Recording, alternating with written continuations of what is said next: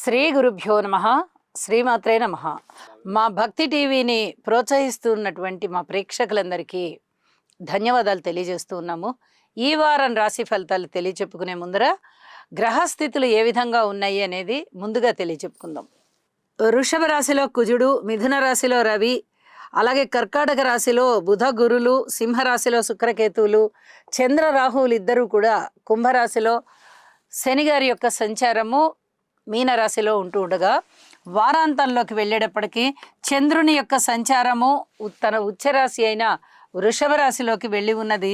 బుధుని యొక్క సంచారము వక్రించి తిరిగి మిథున రాశిలోకి వచ్చి ఉన్నది అని చెప్పి తెలియజెప్పుకుంటూ, గ్రహ సమ్మేళనాల యొక్క ఫలితాలు ఏ విధంగా ఉన్నాయి అంటే, బుధ గురుల యొక్క స్థితి ఎప్పుడూ కూడా విజ్ఞానాన్ని తెలియజేస్తూ ఉంటుంది. రెండు పరస్పరము ఒకే విధమైన బలము కలిగి ఉన్నటువంటి గ్రహాలు అవుతూ ఉన్న కారణం చేత, అలాగే గురువుగారు తన యొక్క ఉచ్చరాశిలో ఉంటున్న కారణం చేత అధికమైనటువంటి విజ్ఞానానికి ఇక్కడ చాలా అవకాశం ఉంది. రాశితో సంబంధం లేదు. ప్రతి రాశి వారు కూడా ఏదైనా వాట్ ఈజ్ వాట్ అని కనుక్కోవడానికి, శ్రద్ధగా దాని గురించి తెలుసుకోవడానికి చాలా వరకు అవకాశాలు ఉన్నాయి. విద్య మటుకు చాలా బాగా వృద్ధి చెందుతుంది. ప్రతి వారికి కూడా నాలెడ్జ్ పెరగడము, అలాగే విద్య ఏదైనా చదువు వారు ఇంకా చదువుకోవాలనుకోవడము, ఇవన్నీ కూడా చాలా బాగుంటాయి అని చెప్పి తెలియచెప్పడం జరుగుతోంది. అలాగే శుక్రకేతువుల విషయంలో అనుకూలమైనటువంటి ప్రేమ వ్యవహారాలు ఇప్పటి వరకు ఉన్నవి ఇప్పుడు కాస్త వికటించేటటువంటి పరిస్థితి కనిపిస్తోంది. ఈ విషయంలో చాలా జాగ్రత్తగా ఉండవలసిందిగా సూచన.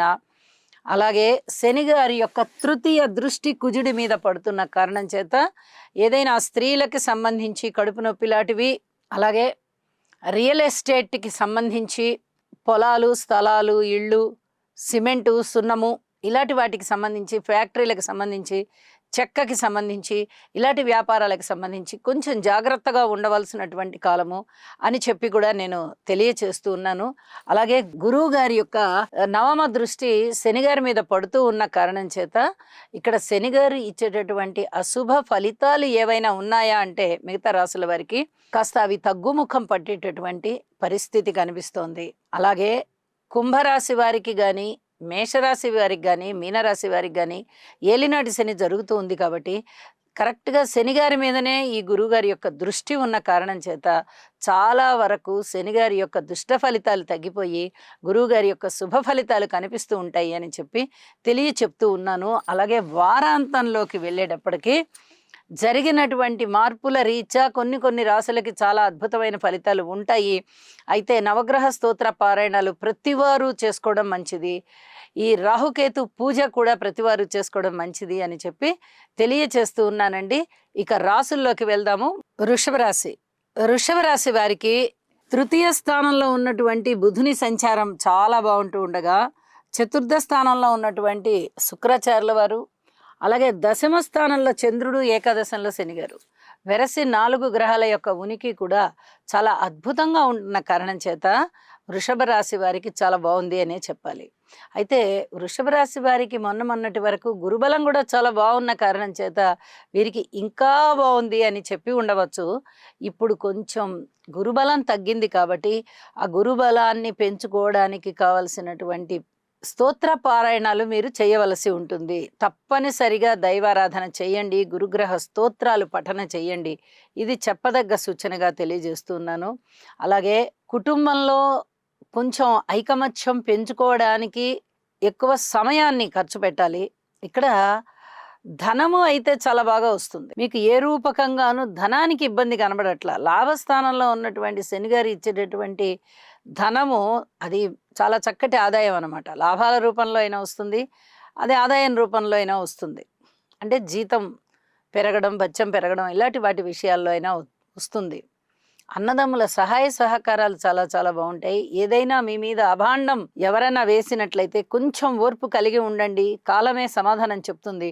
ఇప్పుడు మీరు ఏమీ జవాబు చెప్పద్దు. ఇది నా చెప్పదగ్గ సూచన అని చెప్పి తెలియజేస్తున్నాను. అలాగే రాహుకేతు పూజ చేసుకోవడం అనేది కూడా చాలా మంచి పద్ధతి. ముఖ్యంగా స్త్రీలు ఈ నియమాన్ని పాటించండి, ఈ పూజని పాటించండి. ఓర్పు కలిగి ఉండాల్సి ఉంటుంది. అలాగే సంతాన రీత్యా ఓర్పు కలిగి ఉండవలసినటువంటి కాలము.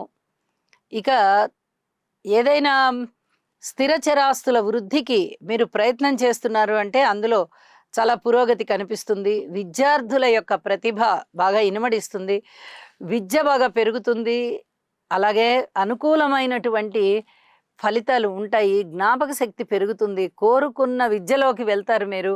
కార్మికులు, కర్షకులు, నేత పనివారు, చేతి వృత్తుల వారు ఇత్యాది వారందరికీ కూడా కొంచెం అనుకూలమైన కాలము. మీ రెక్కల కష్టానికి సరిపడా ధనం మీకు వస్తుంది అని చెప్పి తెలియజేస్తున్నాను. ఇక వివాహ జీవితంలో భార్యాభర్తల మధ్య చాలా కోపతాపాలు వచ్చేటటువంటి పరిస్థితి కనిపిస్తోంది. దీని గురించి కొంచెం జాగ్రత్తలు తీసుకోండి. అలాగే నవగ్రహ స్తోత్రాలు పారాయణ చేయండి. శుక్రకేతువుల సమ్మేళనం మీద రాహు గారి యొక్క సంచారము అంత పూర్తిగా మంచిది కాదు. కాబట్టి ఎక్కడ ఎవరికి కూడా మన మీద వ్యతిరేకత రాకుండా ఉండేటట్టుగా మీరు మౌనాన్ని వహించి ఉండడం చాలా చాలా మంచిది అని చెప్పి తెలియజేస్తూ ఉన్నాను. అలాగే దూర ప్రాంత ప్రయాణాల విషయంలో కొన్ని ప్రయాణాలు అనుకూలిస్తాయి అని కూడా చెప్తూ ఉన్నాను. ఇక వారాంతంలోకి వెళ్ళేటప్పటికీ రాశిలోకే చంద్రుడు వచ్చి చాలా అద్భుతమైనటువంటి ఫలితాలు ఇస్తున్నారు. అలాగే ద్వితీయ స్థానంలోకి బుధుడు వచ్చి కూడా అనుకూలమైన ఫలితాలు, కీర్తి ప్రతిష్టలు పెరగడం, బుధాదిత్య యోగం పెరగడం, కుటుంబ రీత్యా అనుకూలమైనటువంటి మార్పులు జరగడము, కుటుంబంలో సంతానము ఐకమత్యంతో కలిసి ఉండడము, మృష్టాన్న భోజనాలు చేయడము, వినోద కాలక్షేపాలు చేయడము, 10 మందితో హాస్యంగా ఉండడము, 10 మందిని హుషారుగా మాట్లాడించడము, ఒక మాటకి చాలా పలుకుబడి ఉంటూనే, ఒక ప్రవర్తనకి చాలా పలుకుబడి ఉంటూనే, చాలా పేరు ఉంటూనే, ప్రశంసలు ఉంటూనే మీకు మానసిక తృప్తి ఎక్కువగా ఉండేది కూడా కనిపిస్తోంది అని చెప్పి కూడా తెలియజేస్తూ ఉన్నాను. ఈ లలితా సహస్రనామ స్తోత్ర పారాయణాలు మాత్రం చేయడం మర్చిపోకండి. రాహుకేతు పూజ కూడా తప్పనిసరిగా చేసుకోండి అని చెప్పి తెలియచేస్తూ, మరింత ప్రశాంత జీవితం కోసం కొంత మౌనంగా ఉండడం మంచిది అని సూచన చేస్తున్నాను. శుభం. గురుగ్రహ అనుకూలత కొరకు దేవానాం చ ఋషీణాం చ గురుం కాంచన సన్నిభం బుద్ధిమంతం త్రిలోకేశం తం నమామి బృహస్పతిం. ఓం హ్రాం హ్రీం హ్రౌం సహ బృహస్పతయే నమః.